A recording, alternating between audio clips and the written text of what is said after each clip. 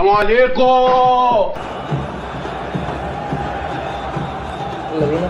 يلا بينا نشوف ايه اللي حصل، ملخص اللي حصل النهارده في ماتش الاهلي. يلا بينا.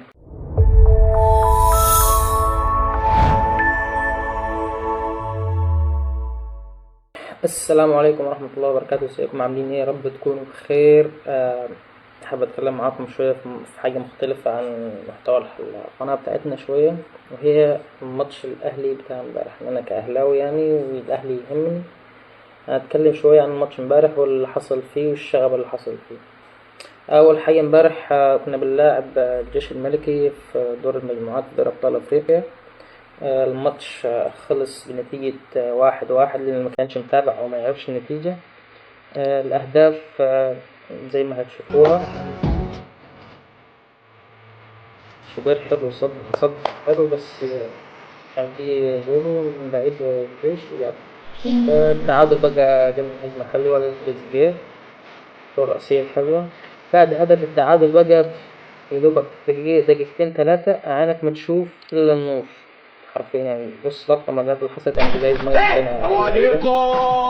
غلابك يا ميه حلوة. اللي انا اللي كان جعان مضحك في قوي. الموضوع وحلو وكده، شوبير وياسين مرعي الناس بتحدف عليهم جايز مية، مسكوا جاز المية شربوا منها عادي. يعني لو انت بتحدف مية هات ماشي، هات هنشرب احنا بقى، احنا عشان اللقطة اللي بجد وتزعل جامد. يعني ان انت تشوف في ملعب كرة قدم مكان يعني المفروض ان هو يعني احنا جايين نلعب كورة، ما جايينش نتخانق، مش جايين نعور بعض، مش جايين نموت بعض. يعني حرفيا انا واحد من الناس اللي قلت الحمد لله ان الاهلي طلع بتعادل.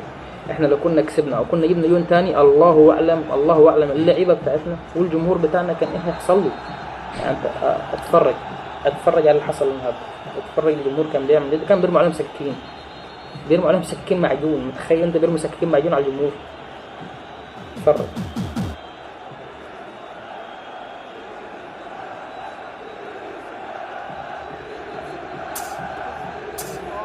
وبيتخانقوا مع تريزيجيه. انا تريزيجيه ماسك السكينه عشان عايز يوديها لاي حد بره، يعني يوريهم هم بيشوا عليهم ايه. لعيبه الجيش بيتخانقوا مع لعيبه الاهلي ان هم مش عايزين يوروهم الدليل ان هو في الات حد بتشوه عليهم، مش بيبقاش في دليل عليهم الا لما الحكم تدخل والامن تدخل. يعني لازم يحكوا لهم الموقف شويه. كابتن وليد بيرفعها لهم، يعني بيوريها لهم اهي. حرام والله، يعني منظر زي كده ما يفرحش. طيب يعني ده منظر بلد او منظر ملعب، يعني كلها كام شهر وكاس هيتلعب فيها. يعني الكاف فين من ده كله؟ يعني انت البلد هي المفروض هيتلعب فيها كاس افريقيا، فين الامان اللي فيها عشان خاطر يتلعب فيها افريقيا بعد كام شهر؟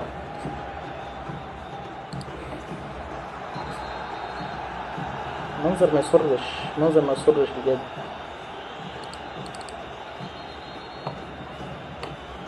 حابب برضو اقول لكم كام حاجه. يعني ماتش العودة إن شاء الله هيبقى يوم 14 فبراير 2026، يعني بعد حوالي 45 يوم من دلوقتي. تمام؟ من دلوقتي يا جماعة اللي رايح ماتش العودة بتاع الجيش الملكي، عشان شايف ناس مشحونة من دلوقتي بسبب اللي حصل للعيبة الأهلي، اسمعها مني كلمة واضحة، ومحدش هينفع. اسمع مني، محدش هينفعك، لا نادي ولا جمهور ولا صفحة. أول ما تعمل غلط وترمي حاجة أو تدخل بحاجة أو تأذي حد، اللي هيتحاسب هو انت وبس، محدش تاني هيتحاسب. اعملوا ضغط يا عم بصوتكم، بهتافكم، بالحضور، ده حقك، لكن بلاش اي حاجة تغلطك او تضرك. وما تقوليش نعمل زيهم، والله ما حد هينفعك، ولا جزازة ولا طوبة ولا خناقة. في الاخر اللي هيتحمل النتيجة الشخص نفسه، مش الفريق ولا الجمهور كله. اقفل الصفحة خلاص، ننسى اللي حصل. طول ما انت داخل في قدامك 90 دقيقة، ركز ان انت تشجع فريق بكل ما لديك. عايزين نفوز، عايزين نرد اللي حصلنا بفوز في الملعب بأدبنا وباحترامنا، ما نعملش حاجة. وفوق ده كله، يعني والله العظيم الناس اللي عملت كده او اللي عور تريزيجيه ده، السكينة اللي راحت في راسه وتعور بسببها دي، والله العظيم حسابه حساب عسير. يعني غير اللي ربنا هيردها له في الدنيا، حسابه في الاخر. انت بتأذي بني ادم زيه زيك، ملوش ذنب في اي حاجة، ما عملش اي حاجة، ما ضركش. يعني ده قبل ما يبقى لعيب كورة بني ادم زيه زيك، تشوح عليه حاجة وتعوره ليه وتأذيه ليه او تشتمه ليه؟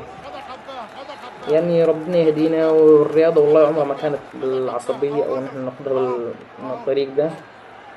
بجد بجد بجد يعني انت لو واحد من الناس مش هتعرف تبقى محترم في تشجيعك، مش هتعرف تبقى كويس، مش هتعرف تفهم قبل ما تشجع، تفهم كورة او تفهم اخلاق وتفهم كده، ما بلاش منها خالص. ما تشجعش كورة يا عم طالما انت بتتعصب وبتشتم وبتنعل والكلام ده، بلاش منها. بطل تشجيع كورة، اسمع مني، بطل تشجيع.